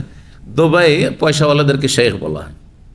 আচ্ছা, আর আরব দেশে আবার দাম্মাম, ওই যে হারাজ মার্কেটে যেখানে সেকেন্ড হ্যান্ড গাড়ি, ওখানে আবার আর এক শেখ আছে, ওটা 4 নম্বর শেখ, জানেন কি বলে? শেখুল মারাজ। ওরা রেট লাগায়, আপনার ওই অ্যাক্সিডেন্টাল গাড়ি রেট লাগায়, যে আগে গাড়ির দাম কত ছিল এখন ছিল, ওদেরকে শেখুল মারাজ। দেখতাম যে একজনেরও দাড়ি নেই, একজনেরও দাড়ি নেই, সব শেখুল মারাজ। তো এই জন্য শেখ মানে ভাববেন না যে এলেমওয়ালা শেখ। এলেমওয়ালা শেখ অল্প বয়সে এলেমওয়ালা, যদি যথেষ্ট এলেম, আবার যাকে তাকে শেখ নয়। আমাদের কিছু ছাত্র 2-4 হরফ কিছু শিখেছে, আর শিখার পরে একটু লেকচার দিতে শিখেছে, আর খুতবা বিভিন্ন জায়গায় খুতবা টুতবা দিচ্ছে দেশে যে, আর নিজেরাও শেখ বলা পছন্দ করছে, আর ওদের কিছু লোকের আশা আল্লাহ হেদায়েত করে, অমুক শেখ, অমুক শেখ। না রে ভাই, আস্তাগফিরুল্লাহ বলে, মদিনা থেকে সদ্য ফারেক হয়েছেন, দিলেন শেখ বানিয়ে। দেশ থেকে দৌড়া পড়ে ফারেক হয়েছে অথবা কামেল পাশ করে, দিলেন শেখ বানিয়ে। এগুলো সীমা লঙ্ঘন। আমরা যাকে তাকে শেখ বলো, দক্ষ ভালো আলেমদেরকে শেখ। আমাদের কি শেখ বলতে আরব সমাজে আমাদেরকে লজ্জা লাগে। হ্যাঁ, আপনারা হয়তো শেখ বলছেন, তাহলে চিন্তা করুন যে কেন শেখ? তো আমরা বলি শেখ সলিহুল ফৌজান, শেখ সলে আলে শেখ, শেখ আব্দুল ইজ আলে শেখ, শেখ বড় বড় শেখদেরকে আমরা শেখ আরব দেশে, বুঝতে পেরেছেন? তো যাই হোক, তারপরও দক্ষ আলেম যারা দেশে, তাদেরকে শেখ বলেন। কিন্তু এমনি অদক্ষ সাধারণ, হ্যাঁ মোটামুটি সহি আকীদা হইলেই দিলেন শেখ, মাদ্রাসা পড়া হইলেই শেখ বানিয়ে দিলেন, আপনার জলসা মাহফিলের আপনার বক্তা হইলেই তাকে শেখ বানিয়ে দিলেন, এইসব না করা উচিত। জি, তো যাই হোক, এতে মানুষ বিভ্রান্ত হবে, মনে করবে সব একই রকমের শেখ। হ্যাঁ, একই রকমের, একই ক্যাটাগরির শেখ না, একই ক্যাটাগরির না। হ্যাঁ, সারা আর সোরাইয়ার পার্থক্য। সারা মানে ধ্রুব তারা, আর সোরাইয়া মানে ধ্রুব তারা, আর সারা মানে হচ্ছে মাটি। কোথায় মাটি আর কোথায় ধ্রুব তারা। তো বললে উদউলি মান কানা হাহুনা মিন মাশিয়াখাতে, কুরাইশ বংশের যেসব বয়োজ্যেষ্ঠরা এখানে রয়েছেন তাদেরকে নিয়ে আসো, মিন মুহাজিরাতিল ফাত, আর যারা মক্কা বিজয়ের আগে হিজরত করেছেন, মক্কা বিজয়ের পূর্বেই যারা হিজরত করেছেন, কারা দীর্ঘ সময় যারা দিন শিখার সুযোগ পেয়েছেন, তারা শ্রেষ্ঠ।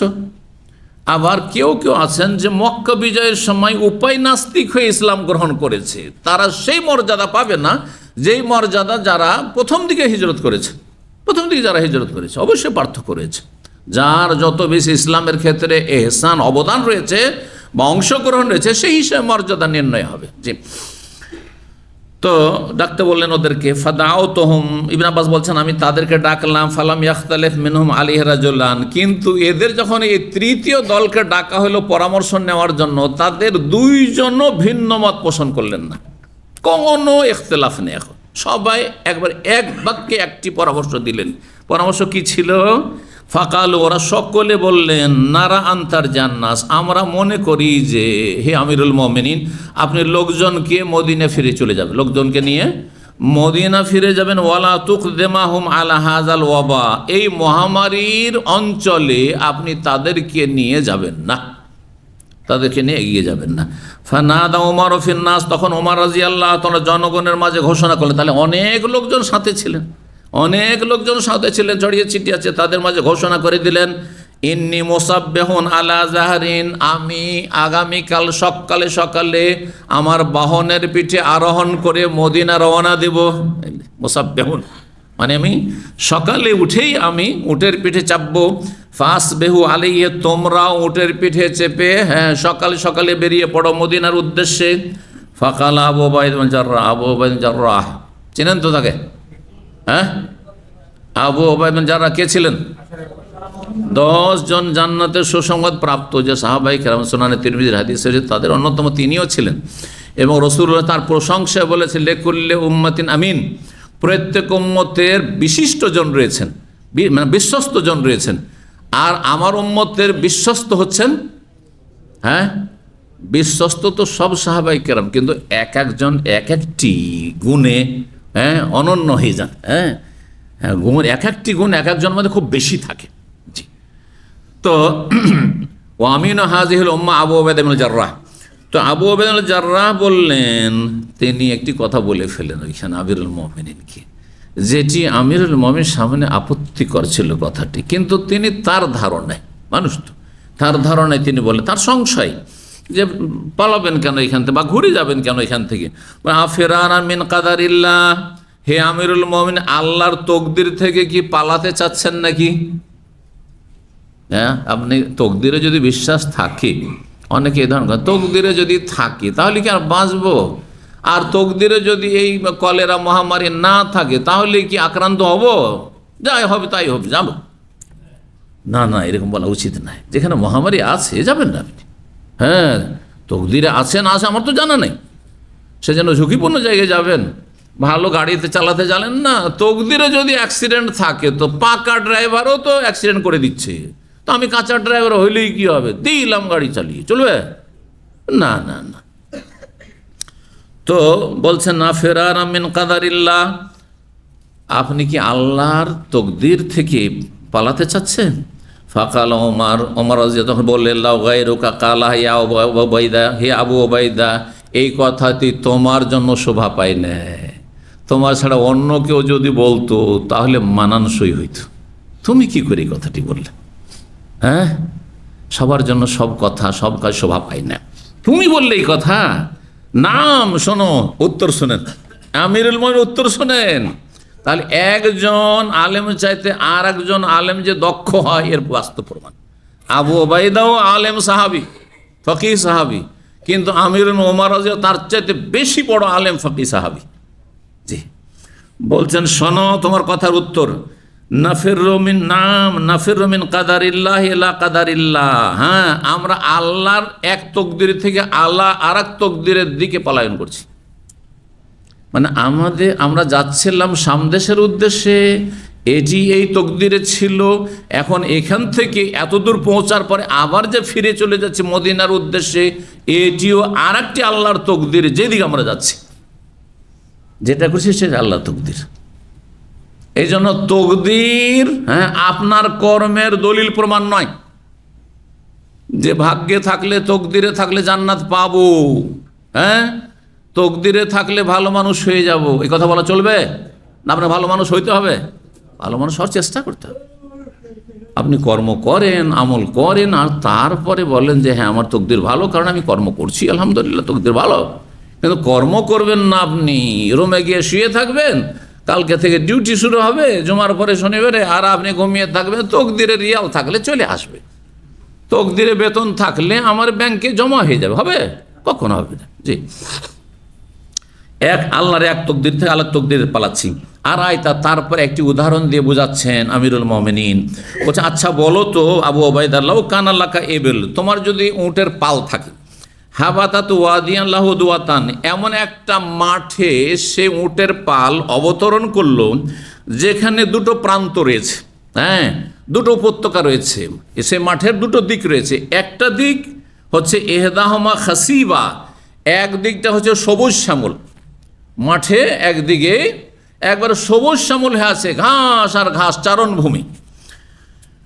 রায় তাহাবে কাদা বলছেন যে ওয়াল ওখরা জাদবার, আরেকটা দিক হচ্ছে শুষ্ক ধূসর, আর একদিকে একবারে শুকিয়ে আছে আর ধুলো আর ধুলো, বালি আর বালি। যেমন এই দাম্মাম থেকে রিয়াজ যেতে শুধু ধুলো আর বালি আর বালি, বালি আর বালি, বুঝলেন না? কিন্তু যখন তাইফের অঞ্চলে চলে যাবেন, আবার অঞ্চলে চলে যাবেন, তো অনেক সবুজ এলাকা পাবেন, আপনি সবুজ শ্যামল এলাকা পাবেন। তো দুটো, একটা মাঠের দুটো দিক, একদিকটা সবুজ শ্যামল আর এক দিকটা হচ্ছে শুষ্ক হয়ে আছে, কোনো পানিও নেই আর সেখানে কোনো ঘাস পাতর নেই। তো তুমি এখন উটের পালকে তুমি কেউ শুষ্ক এলাকায় নিয়ে যাবে, ধূসর এলাকায় ধুলো বালিতে চড়াবে, না সবুজ শ্যামল এলাকায় ঘাস চারণভূমিতে চড়াবে? জি, তোমার কর্ম ভালো করতে হবে তোমাকে। আলাইসাইন রায় তাল খাসমাত রায় তাহবে কাদারিল্লাহ। আচ্ছা বলো তো, তুমি যদি সেই সবুজ শ্যামল এলাকায় যদি বা মাঠে যদি চড়াও, সেটিও রায় তাহবে কাদারিল্লাহ, তাহলে সেখানে চড়ালে তুমি তোমার উটকে, ওয়াইন রায় তাল জাদবাতা, আর তোমার উটের পালকে যদি চড়াতে নিয়ে চলে গেলে তুমি শুষ্ক ধূসর এলাকায়, ধুলোবালির এলাকায়, মরুভূমি এলাকায়, রায় তাহবে কাদার, সেটাও আল্লাহর তকদিরে। তো তোমার তো দুটো অপশন আছে, যে আমি শুষ্ক এই মরুভূমির ময়দানে আমি উটকে আমি চড়াই, অথবা আমি দেখছি চোখের সামনে যে সবুজ শ্যামল আছে সেদিকে চড়াই। তো আমরা দেখলাম যে এই দিকটা আমাদের অনুকূলে নয়, সামনে, সুতরাং মদিনা ফিরে চলে গেলাম। যেটা আমার অনুকূলে, আমাদের অনুকূলে, সেদিকে চলে গেলাম, অসুবিধাটা কোথায়? আল্লাহ ফাজা আব্দুর রহমান বিন, বাস এই কথাগুলি শেষ হয়েছে কথোপকথন, হ্যাঁ, আর সংশয় নিরসন। হঠাৎ করে আব্দুর রহমান বিন প্রখ্যাত তাবেঈ, না প্রখ্যাত সাহাবি, হ্যাঁ, তিনিও এই 10 জন জান্নাতে সুসংবাদ প্রাপ্ত সাহাবায়ে কেরামের অন্যতম। তাহলে কয়জনের নাম চলে আসলো এই হাদিসে? 3 জন। কে কে? ওমর আর আবু উবাইদা ইবনে জাররাহর কথা আসলো, হ্যাঁ, আর হ্যাঁ আব্দুর রহমান আউফের কথা। তার আগের হাদিসে আরেকজন কথা আসলো, সাদ ইবনে ওয়াক্কাসের কথা চলে আসলো। 4 জন হয়ে গেল এইদিকে, আর 4 জন খলিফা হয়ে গেল, 8 জন হয়ে গেল, বাকি থাকে 2 জন শুধু, তাই না? ব্যাস, সেই 2 জন কে হইতে পারে? জুবাইর বিন আওয়াম, সাঈদ ইবনে যায়েদ ইবনে আমর, ওই যে 4 জন খলিফার মধ্যে একজন এখানে ওমর চলে এসছে, সেজন্য জুবাইর বিন আওয়াম বাকি থাকলো। আর কে বাকি থাকলো? সাঈদ ইবনে যায়েদ বিন আমর ইবনে নুফাইল, আর হ্যাঁ তালহা বিন ওবাইদুল্লাহ, এই হচ্ছে 10 জন জান্নাতের সুসংবাদ প্রাপ্ত। সুবহানাল্লাহ। দুনিয়াতে চলাফেরা করছেন, আর রাসূলুল্লাহ তাদের সম্পর্কে বলছে আবু বকরিন ফিল জান্নাতি, ওমর ফিল জান্নাতি, ওসমান ফিল জান্নাতি, ওয়া আলীউন ফিল জান্নাতি, ওয়া তালহা ফিল জান্নাতি, ওয়া জুবাইর ফিল জান্নাহ। সুবহানাল্লাহ আল হাদিস। আল্লাহু আকবার। আল্লাহুম্মা আদখিলনা জান্নাহ। আল্লাহ আমাদেরকে জান্নাত দান করুন, জান্নাতুল ফিরদৌস দান করুন, জাহান্নামের আযাব থেকে আল্লাহ রক্ষা করুন। আব্দুর রহমান বিন আওফ আসলেন, ওয়া কানা মুতাগাইয়িবান ফি বাদ, ওই সফরে তিনিও ছিলেন, কিন্তু যখন এই আলোচনা চলছিল সেই সময় তার বিশেষ প্রয়োজনে তিনি সেখান থেকে অনুপস্থিত ছিলেন। গায়েবান, মুতাগাইয়িবান মানে গায়েব, অনুপস্থিত ছিলেন তার বিশেষ প্রয়োজনে। ফাকালা, এসে ঘটনা শোনার পরে এসব কথোপকথনের কথা, কি কথা হচ্ছিল, এই বিষয়টা কথা হচ্ছিল যে এখন সামদেশে যাব না ফিরে চলে যাব। ওমর রাদিয়াল্লাহু আনহু সিদ্ধান্ত হয়েছে পরামর্শের ভিত্তিতে যে মদিনা ফিরে যাবেন আগামীকাল সকালেই। তখন তিনি বলছেন যে আমার কাছে কিন্তু এই সম্পর্কে একটি রাসূলুল্লাহর পক্ষ থেকে তথ্যই রয়েছে। ওই হাদিস যদি প্রথমখানে জানা হইতো তাহলে এত পরামর্শেরও কোনো প্রয়োজন হইতো না, আর এসব কথোপকথন, সংশয় আর সংশয় নিরসনেরও কোনো প্রয়োজন হইতো না, বুঝছেন না? জি। তো মানুষের এলেম থাকলে কত ফায়দা হয়, এলেম থাকলে কোনো ঝামেলা নেই, জানা আছে, যখন যেটা প্রয়োজন এলেম আছে সে অনুযায়ী আপনি আমল করবেন। বলছেন ইন্না ইনদি ফি হাযা ইলমান, এই সম্পর্কে আমার কাছে তথ্য রয়েছে। সামিতু রাসূলুল্লাহ, সেই তথ্য হচ্ছে আমি রাসূলুল্লাহ সাল্লাল্লাহু আলাইহি ওয়াসাল্লামকে বলতে শুনেছি, ইয়াকুল ইজা সাবিতুম বিহি বিআরদিন, এই প্লেগ সম্পর্কে যদি শুনতে পাও যে কোনো এলাকায় ছড়িয়ে পড়েছে, ফালা তাকদামু আলাইহি, সে এলাকায় তোমরা এগিয়ে যাবে না। ওয়াইদা ওয়াকাবে আরদিন, আর কোন এলাকায় যদি ছড়িয়ে পড়ে প্লেগ, ওয়ান্তুম বিহার, সেখানে তখন অবস্থান করে রয়েছো, ফালা তাখরুজু ফিরারাম মিনহু, সেখান থেকে পালিয়ে যাওয়ার চেষ্টা করবে না, যে যান বাঁচাই পালিয়ে যায়, এতে বহু মানুষের ক্ষতি করে দুনিয়াতে ধ্বংস নিয়ে আসবে না। এরকম ঝুঁকির কাজ অন্যদের জন্য করবে না। তোমার ভাগ্যে যেটা আছে তার উপরে সবর করো, সবর করো। 5730 নম্বর হাদিস বর্ণনা করছেন আব্দুল্লাহ বিন আমর রাদিয়াল্লাহু তাআলা, তিনি বলছেন আন্না ওমর খারাজা শাম, ওমর রাদিয়াল্লাহু শাম দেশের উদ্দেশ্যে বের হলে ফালাম্মা কানাবে সার্ক নামক স্থানে যখন পৌঁছিলেন, আগের হাদিসেরই কিছু কথা অতিরিক্ত রয়েছে, বালাগাও, তার কাছে সংবাদ পৌঁছলো যে আন্নাল ওয়াবা কাদ ওয়াকা বিশ শাম, শাম দেশে মহামারী ছড়িয়ে পড়েছে। ফা আখবার আব্দুর রহমান নওফ, সংক্ষেপ করে আব্দুর রহমান নওফ তাকে জানাইলেন যে আন্না রাসূলুল্লাহ সাল্লাল্লাহু আলাইহি ওয়াসাল্লাম, রাসূলুল্লাহ সাল্লাল্লাহু আলাইহি ওয়াসাল্লাম এই হাদিস বলে যে যা সামিতুম বিহি বিআরজিন, এ তাউন প্লেগ মহামারী সম্পর্কে যদি কোনো এলাকায় শুনতে পাওয়া যে ছড়িয়ে পড়ে, ফালা তাকদামু আলাইহি, সেই এলাকায় তোমরা কদম রাখবে না। ওয়াইদা ওয়াকা ওয়ান্তুম বিহার, কোনো এলাকায় অবস্থান করছে সেখানে যদি এই প্লেগ ছড়িয়ে পড়ে, ফালা তাখরুজু ফিরারাম মিনহু, সেখান থেকে পালায়ন করবে না। 5731 নম্বর হাদিস বর্ণনা করছেন আবু হুরায়রা রাদিয়াল্লাহু তাআলা আনহু, তিনি বলেন কালা রাসূলুল্লাহ সাল্লাল্লাহু আলাইহি ওয়াসাল্লাম, রাসূলুল্লাহ বলেন লা ইয়াদখুলুল মাদিনাতাল মাসিহু ওয়াল তাউন, মদিনায় মাসিহ মানে মাসিহুদ দাজ্জাল, মাসিহ মানে কি সব সময়, মাসিহ মানে সবসময় মাসিহুদ দাজ্জাল হয়। মাসিহ যেমন দাজ্জালকে বলা হয় মাসিহুদ দাজ্জাল, হাদিস আছে না দুয়ার হাদিসে, ওয়াউযু বিকা মিনাল মাসিহিদ দাজ্জাল, তেমনি ঈসা আলাইহিস সালামকে আল্লাহ কি বলেছে আল মাসিহ ইবনে মারিয়াম, তাই না? তো মাসিহ দুইজন, আর দুইজনে কত পার্থক্য, আসমান জমিনের পার্থক্য, সুবহানাল্লাহ। তো দুইজনই মাসিহ, কিন্তু মাসিহ দুই ভাগে বিভক্ত। ভালো করে শুনে রাখেন কথাটি, একটি হচ্ছে মাসিহুল হুদা, আরেকটি হচ্ছে মাসিহুল দলালা। একজন হচ্ছেন মাসিহুল হুদা, হেদায়েতের মাসিহ, হেদায়েতের মাসিহ। এই মাসিহ শব্দটি মাসিহা করে কিন্তু ভারতীয় ভাষাতে ব্যবহার করা হয়। হ্যাঁ, বড় কোনো ব্যক্তি, যেই ব্যক্তি জাতির জন্য কল্যাণ বয়ে নিয়ে আসে, এই জাতির মাসিহা বলা হয় তাকে। জি, তো মাসিহুল হুদা হচ্ছেন ঈসা আলাইহিস সালাম, আর মাসিহুদ দলালা হ্যাঁ এ দাজ্জাল, কানা দাজ্জাল। জি, তো এখানে কানা দাজ্জাল উদ্দেশ্য, মদিনায় প্রবেশ করতে পারবে না কে? মাসিহুদ দাজ্জাল, এই কানা দাজ্জাল। ওয়ালা তাউন, আর প্লেগ প্রবেশ করবে না। প্লেগ কখনো, প্লেগের এই মহামারী কখনো মদিনায় ছড়াবে না।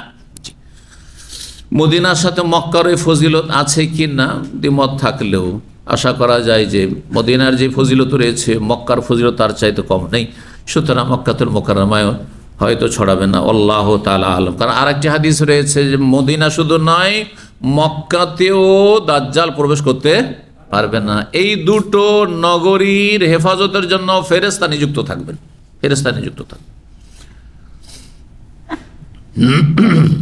5732 নম্বর হাদিস বর্ণনা করছেন হাফসা বিনতে সিরিন, তিনি বলেন কাল আলী আনাস মালিক রাদিয়াল্লাহু তাআলা আমাকে বলেছেন যে কাল আলী আনাস মালিকিন ইয়াহিয়া বিমা কুলতু মিনাত তাউন, ইয়াহিয়া নামক এক শিশু ছিল, বেমা মাতা, সে কিসে মারা গেছে, কি কারণে মারা গেছে? কুলতু মিনাত তাউন, প্লেগে আক্রান্ত হয়ে মারা গেছে। কালা রাসূলুল্লাহ সাল্লাল্লাহু আলাইহি ওয়াসাল্লাম, তখন রাসূলুল্লাহ বলেন আত-তাউন শাহাদাতুন লিকুল্লি মুসলিম, প্লেগে আক্রান্ত হয়ে কেউ যদি মারা যায় তাহলে সেটি তার জন্য শহীদের মর্যাদা, শহীদের মর্যাদা। শহীদ দুই রকমের, এক হচ্ছে হাকিকি শহীদ মানে সত্যিকার অর্থে শহীদ, আর একটি হচ্ছে হুকমি বিধানের দিক থেকে, হুকুমের দিক থেকে শহীদ। হাকিকি শহীদের জন্য বেশ কিছু ভিন্ন বিধান রয়েছে, যেমন তাকে গোসল দেওয়াইতে হবে না, তার শরীরে রক্ত লেগে থাকবে। হাকিকি শহীদকে শহীদুল মারেকা, যে যুদ্ধের মাঠে কাফেরদের বিরুদ্ধে আল্লাহর কালেমাকে উঁচা করে, দুনিয়ার স্বার্থে নয়, আল্লাহর কালেমাকে উঁচা করার জন্য লড়াই করেছে এবং সেখানে কাফেরদের হাতে নিহত হয়েছে, সেই ব্যক্তি হচ্ছে হাকিকি শহীদ। তার ক্ষেত্রে বিশেষ বিশেষ বিধান রয়েছে। আর তার জানাজারও প্রয়োজন নেই, কারণ জানাজা হচ্ছে দুয়া, তার এই আপনাদের আমাদের মতো লোকের দুয়ারও প্রয়োজন নেই তার, সেজন্য তার জানাজাও নেই। জি, কত বড় মর্যাদা তার। হাসরের মাঠে হাজির হবে সেই শহীদ, আর রক্ত ঝরতে থাকবে। যেই যে রক্ত ঝরেছে রণক্ষেত্রে, জেহাদের ময়দানে রক্ত ঝরতে থাকবে, আল্লাহর সামনে হাজির হবে, সেটি তার বড় সাক্ষী হবে যে আল্লাহ তোমার রাস্তায় রক্ত ঝরিয়ে জীবন দিয়েছিলাম, ব্যাস সেটি তার মুক্তির জন্য যথেষ্ট। জি। কিন্তু যারা হুকমি শহীদ, প্লেগে মারা গেছে, পেটের রোগে মারা গেছে, তারপরে পক্ষাঘাতে মারা গেছে, জাতুল জাম, অথবা এই ধরনের যেসব বিভিন্ন রোগ, ডুবে মারা গেছে, আগুনে জ্বলে মারা গেছে, কোনো কিছুতে চাপা পড়ে বা অ্যাক্সিডেন্টে মারা গেছে, তারাও শহীদ। এইরকমই নেফাস প্রসূতি অবস্থায় যে বাচ্চা ভূমিষ্ঠ হতে গিয়ে যদি বাচ্চা ভূমিষ্ঠ হওয়ার আগেখানে প্রসব বেদনায় অথবা তারপরে বা সেই সময় যদি মারা যায়, তাহলেও শহীদ। নবী সাল্লাল্লাহু আলাইহি ওয়াসাল্লাম বলেছেন জল মারাত তামুতু বিজামইন বা নেফাসিন ফাহিয়া শহীদ, সেও শহীদ। এগুলি হচ্ছে হুকমি শহীদ। এদেরকে গোসল দিতে হবে, অবশ্যই দিতে হবে। এদের জানাজা পড়তে হবে, জানাজা পড়তে হবে। জি। 5733 নম্বর হাদিস। হাদিস বর্ণনা করেছেন আবু হুরায়রা রাদিয়াল্লাহু তাআলা আনহু, নবী সাল্লাল্লাহু আলাইহি ওয়াসাল্লাম বলেন, আল মাবতুনু শহীদ, পেটের রোগে, পেটের যন্ত্রণায় আক্রান্ত কেউ যদি, পেটের মেলা রোগ আছে, পেটে ক্যান্সারও হয়, তাহলে ক্যান্সারে কেউ যদি মারা যায় তো শহীদ ইনশাআল্লাহ। পেটের যে কোনো রোগ, লিভার ফাংশন, কিডনি ড্যামেজ হয়ে, লিভার ড্যামেজ হয়ে, আর কিছু হয়ে, পেটে যা কিছু হোক না কেন, যত রোগ রয়েছে, মাবতুন বাতন থেকে, বাতন মানে পেট, পেটের রোগে আক্রান্ত কেউ যদি মারা যায় তাহলে সে শহীদের মর্যাদা পাবে। ওয়াল মাতউন ও শহীদ, মাতউন তাউন থেকে, প্লেগে আক্রান্ত কেউ যদি মারা যায় তো সেও শহীদ। জি। এখানে আজকের আলোচনা শেষ করছি। ওয়া জাযাকুমুল্লাহু খাইরান ওয়া সাল্লাল্লাহু ওয়া সাল্লাম আলা মুহাম্মদ ওয়া আলা আলিহি ওয়া সাহবিহি আজমাইন।